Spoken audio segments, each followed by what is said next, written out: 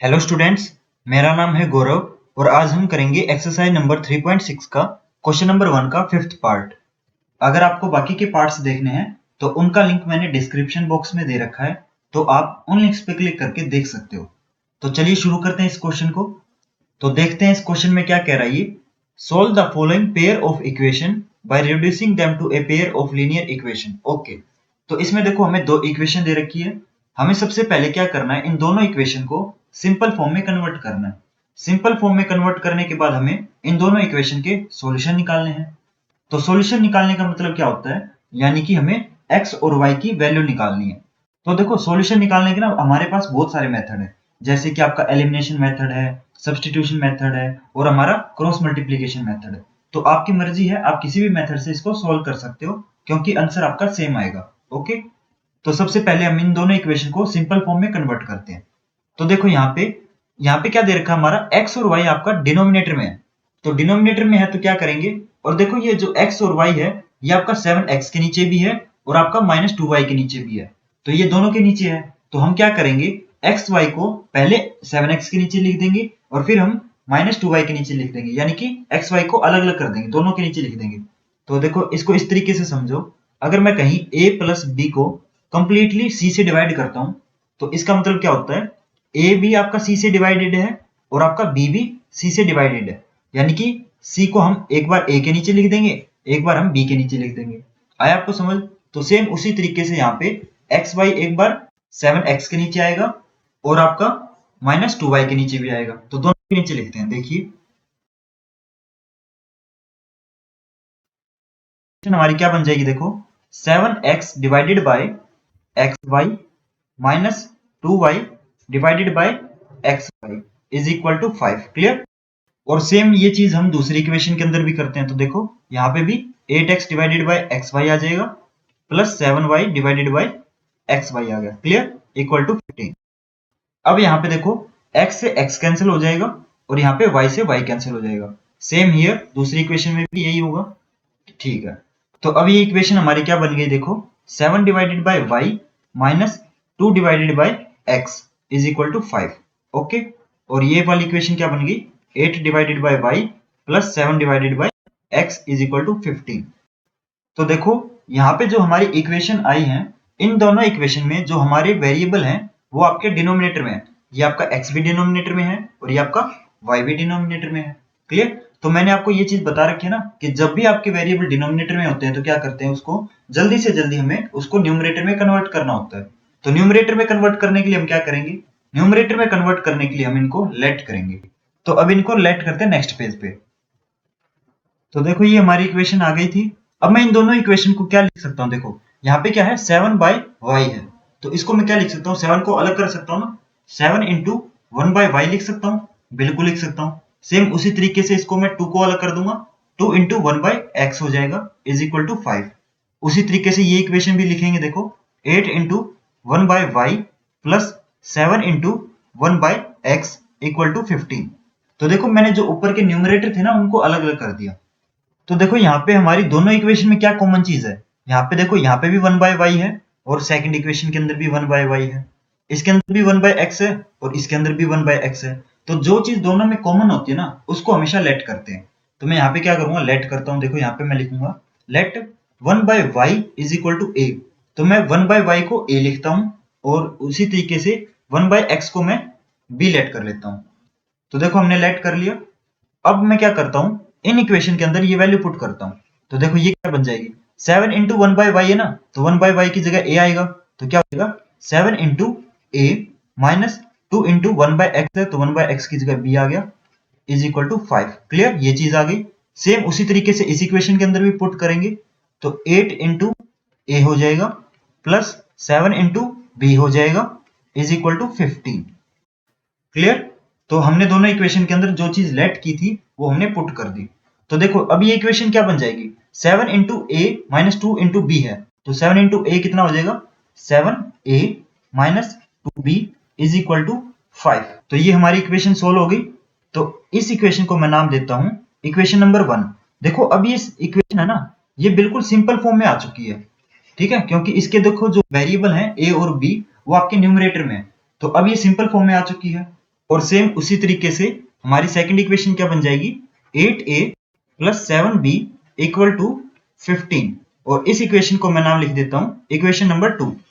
ठीक है, तो देखो हमारी दोनों इक्वेशन आ गई और ये सिंपल फॉर्म में कन्वर्ट हो चुकी है। तो सबसे पहला स्टेप हमारा कंप्लीट होता है। तो सबसे पहले स्टेप में हमें क्या करना होता है, लेट करके उसको सिंपल फॉर्म में कन्वर्ट करना होता है। तो हमने कर दिया। अब हम क्या करेंगे, अब हम इन दोनों इक्वेशन को सोल्व करेंगे। तो मैंने स्टार्टिंग में आपको बताया था कि सोल्व करने के आपके पास बहुत सारे मेथड हैं, जैसे कि आपका सब्स्टिट्यूशन मेथड हो गया, एलिमिनेशन मेथड हो गया, और आपका क्रॉस मल्टीप्लीकेशन मेथड हो गया। तो आपकी मर्जी है, किसी भी मेथड से सोल्व करो क्योंकि आंसर आपका सेम आएगा। ठीक है, लेकिन ट्राई हमेशा उसी मेथड से करना जो मेथड आपको अच्छे से आता है, क्योंकि उस मेथड में आपकी मिस्टेक होने के चांसेस कम होते हैं। ठीक है, तो अब हम सोल्व करेंगे इन दोनों इक्वेशन को नेक्स्ट पेज पे। तो ये हमारी इक्वेशन थी। तो अब हम इन दोनों इक्वेशन को सोल्व करेंगे एलिमिनेशन मेथड से। तो मैं एलिमिनेशन मेथड से क्यों कर रहा हूं, क्योंकि एलिमिनेशन मेथड में हमारी कैलकुलेशन कम होती है। तो एलिमिनेशन मेथड हमने पिछली एक्सरसाइज में पढ़ रखा है, और फिर भी अगर किसी स्टूडेंट को नहीं आता तो मैं बता देता हूं। एलिमिनेशन मेथड में हम क्या करते हैं, हम या तो ए के कोफिशिएंट को सेम करते हैं या फिर हम बी के कोफिशिएंट को सेम करते हैं। तो देखो यहाँ पे पहली इक्वेशन में ए का कोफिशिएंट 7 है और सेकंड इक्वेशन में ए का कोफिशिएंट 8 है। सेम उसी तरीके से बी का कोफिशिएंट 2 है और सेकंड इक्वेशन में बी का कोफिशिएंट 7 है। तो हम या तो ए के कोफिशिएंट को सेम करो या फिर बी के कोफिशिएंट को सेम करो। तो हम यहाँ क्या करेंगे, हम बी के कोफिशिएंट को सेम करते हैं, क्योंकि बी के कोफिशिएंट को सेम करने में कैलकुलेशन हमारी कम लगेगी। तो यहाँ पे देखो हमारी पहली इक्वेशन में b का कोफिशिएंट 2 है और सेकंड में 7 है। तो अगर मैं पहली इक्वेशन को 7 से मल्टीप्लाई कर दूं और सेकंड इक्वेशन को 2 से मल्टीप्लाई कर दूं, तो जो b के कोफिशिएंट है वो सेम हो जाएंगे ना। क्यों हो जाएंगे, देखो 2 इंटू 7, इसका b का कोफिशिएंट भी 14 हो जाएगा। सेम उसी तरीके से 7 इंटू 2, इसमें भी b का कोफिशिएंट 14 हो जाएगा। तो दोनों में 14 हो जाएंगे, यानी कि सेम हो जाएंगे। तो इसको मैं देखो पहली इक्वेशन को 7 से मल्टीप्लाई कर रहा हूं, तो यहाँ पे लिखूंगा मल्टीप्लाइंग इक्वेशन नंबर 1 बाय 7।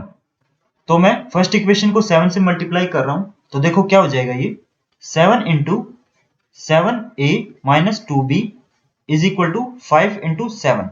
तो 7 इक्वल टू के लेफ्ट साइड भी मल्टीप्लाई होगा और इक्वल टू के राइट साइड भी मल्टीप्लाई होगा। ठीक है, तो मैं बीच में लाइन ड्रॉ कर देता हूं। तो ये देखो 7 आपका ब्रैकेट के साथ मल्टीप्लाई है, इसका मतलब क्या है, ये 7 आपका दोनों के साथ मल्टीप्लाई होगा। तो ये 7 पहले इस 7a के साथ मल्टीप्लाई करते हैं, तो 7 इंटू 7 ये कितना हो जाएगा 49a, और 7 इंटू ये आपका 7 फिर माइनस 2b से मल्टीप्लाई होगा तो कितना आएगा minus 14b is equal to 5 into 7 35 हो जाएगा हमारा। क्लियर। तो अब देखो इस इक्वेशन का नाम क्या लिख देते हैं हम, इस इक्वेशन का नाम लिख देते हैं इक्वेशन नंबर 3, क्योंकि जो हमारी फर्स्ट इक्वेशन है ना वो इस इक्वेशन के अंदर कन्वर्ट हो गई है। तो जो हमारी फर्स्ट इक्वेशन थी इसके अंदर कन्वर्ट हो गई है। ठीक है, अब देखो सेम उसी तरीके से सेकंड इक्वेशन को भी मल्टीप्लाई करेंगे 2 से। तो मैं यहां पे लिखता हूं multiplying equation number 2 by second equation को मैं 2 से मल्टीप्लाई करता हूं। तो देखो यहां पे क्या आ जाएगा, ये आ जाएगा आपका 2 into 8a plus 7b is equal to 15 into 2। तो 2 आपका दोनों के साथ मल्टीप्लाई होगा तो कितना आएगा 16a plus 14b is equal to 30। तो इस इक्वेशन का नाम मैं लिख देता हूं इक्वेशन नंबर 4। ठीक है, तो यहां पे देखो जो हमारी थर्ड इक्वेशन है और जो हमारी फोर्थ इक्वेशन है, इन दोनों के जो कोफिशिएंट है वो सेम आ गए ना। यहाँ पे देखो यहाँ पे भी 14 है और यहाँ पे भी 14 है।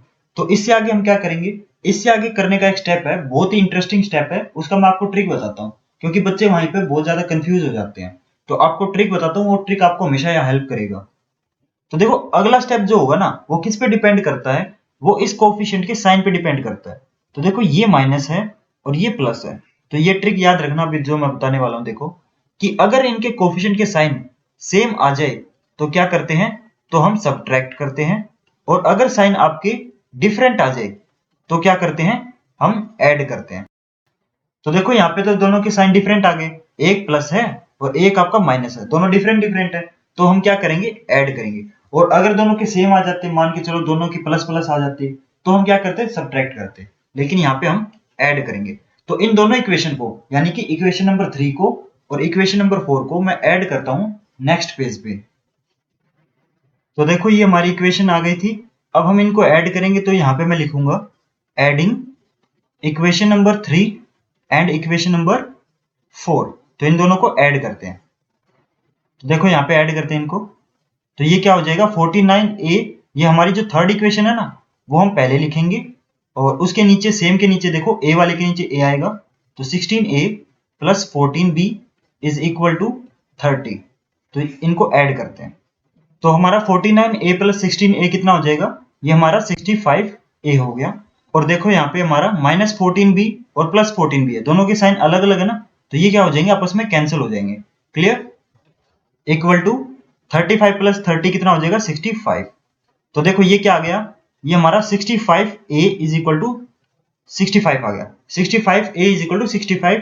तो देखो हमें तो a की वैल्यू निकालनी है, तो ये जो 65 है ना ये हमारा a के साथ मल्टीप्लाई है, तो इसको हम राइट साइड भेजेंगे। तो राइट साइड जाएगा तो क्या हो जाएगा, ये लेफ्ट साइड मल्टीप्लाई में था, तो राइट साइड आके क्या हो जाएगा, डिवाइड में आ जाएगा। तो मैं इसको इधर करता हूं, तो देखो a is equal to 65 divided by 65, तो ये कैंसिल हो गए। तो a की वैल्यू क्या आ गई हमारी, a की वैल्यू हमारी 1 आ गई। तो देखो हमारी a की वैल्यू आ गई। अब हम निकालेंगे b की वैल्यू। तो b की वैल्यू निकालने के लिए मैं क्या करूंगा, इस a की वैल्यू को मैं किसी भी इक्वेशन के अंदर पुट कर दो, आपकी मर्जी है, चाहे आप इक्वेशन नंबर 1 2 3 4 किसी भी इक्वेशन के अंदर पुट करो, आंसर आपका सेम आएगा। तो हमेशा ट्राई यही करना कि जो इक्वेशन हमारी सबसे सिंपल है उसके अंदर पुट करना, क्योंकि उसके अंदर हमारी कैलकुलेशन हमेशा कम आएगी। ठीक है, तो देखो हमारी सबसे सिंपल इक्वेशन कौन सी थी, जो हमारी इक्वेशन नंबर 1 थी ना वो सबसे सिंपल थी, तो उसके अंदर पुट करेंगे। तो a की वैल्यू उसके अंदर पुट करेंगे नेक्स्ट पेज पे। तो देखो ये हमारी इक्वेशन 1 थी और ये हमारी a की वैल्यू आई थी, तो इसके अंदर पुट करेंगे। तो मैं यहाँ पे लिखता हूं putting the value of a in equation number 1। ठीक है, तो मैं a की वैल्यू को इक्वेशन नंबर 1 के अंदर पुट करता हूं। तो इस इक्वेशन के अंदर जहां भी a है वहां पे क्या आएगा, 1 आएगा। तो ये इक्वेशन क्या बन जाएगी, देखो 7 into 1 minus 2b equal to 5। तो 7 इंटू 1 कितना हो जाएगा, 7 माइनस 2b इक्वल टू 5। तो देखो यहाँ पे हमें b की वैल्यू निकालनी है, तो हम क्या करेंगे, इस 7 को राइट साइड भेज देंगे। तो ये क्या हो जाएगा, इधर माइनस 2b बचेगा, इधर 5 माइनस 7। तो minus 2b is equal to 5 minus 7 कितना हो जाएगा, माइनस 2। तो माइनस से माइनस कैंसिल, और ये 2 हमारा डिवाइड में आएगा। तो b की वैल्यू क्या आ गई, b की वैल्यू 2 डिवाइडेड बाय 2, तो b की वैल्यू हमारी 1 आ गई। तो देखो हमारी a की वैल्यू भी 1 आई थी और हमारी b की वैल्यू भी 1 आ गई, लेकिन हमें क्वेश्चन के अंदर x और y की वैल्यू निकालनी थी। तो हम x और y की वैल्यू निकालने के लिए क्या करेंगे, जो चीज हम स्टार्टिंग में लेट करके चले थे ना उसका यूज करेंगे। तो देखो हमने स्टार्टिंग में क्या लेट किया था, उसका यूज करेंगे x और y की वैल्यू निकालने के लिए। तो देखो मैं x और y की वैल्यू यही निकाल लेता हूं, मैं इधर बॉक्स बना लेता हूं। ठीक है, और तो देखो मैंने स्टार्टिंग में a की वैल्यू क्या लेट की थी, मैंने a को 1 बाय y लेट किया था, और हमने स्टार्टिंग में b को 1 बाय x लेट किया था। ठीक है, देखो यहाँ पे वैल्यू पुट करते हैं, तो a हमारा कितना आया, 1 आया। तो 1 by y is equal to 1, और सेम उसी तरीके से हमारा b भी 1 आया, तो ये चीज आ गई। तो मैं बीच में लाइन ड्रॉ कर देता हूँ। ठीक है, तो देखो ये y यहाँ पे डिवाइड में है, तो ये राइट साइड जाएगा तो मल्टीप्लाई हो जाएगा। तो ये y अगर 1 से मल्टीप्लाई होगा तो कितना आएगा, y ही आ जाएगा। तो 1 इज इक्वल टू y आ गया, यानी कि y की वैल्यू हमारी 1 आ गई। सेम उसी तरीके से ये x भी उधर जाएगा तो x की वैल्यू भी हमारी 1 आ गई।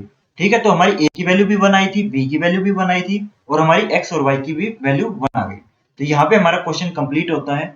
तो होप करता हूँ आपको ये हमारा सॉल्यूशन समझ आया होगा, और अगर आपको ये सॉल्यूशन समझ आया तो आप इस वीडियो को प्लीज लाइक करें और मेरे चैनल को जरूर सब्सक्राइब करें। और अगर आपका कोई डाउट या क्वेरी है तो आप मुझे इंस्टाग्राम पे मैसेज करके पूछ सकते हैं, और प्लीज कमेंट करके बताएं कि आपको ये वीडियो कैसी लगी। Thank you.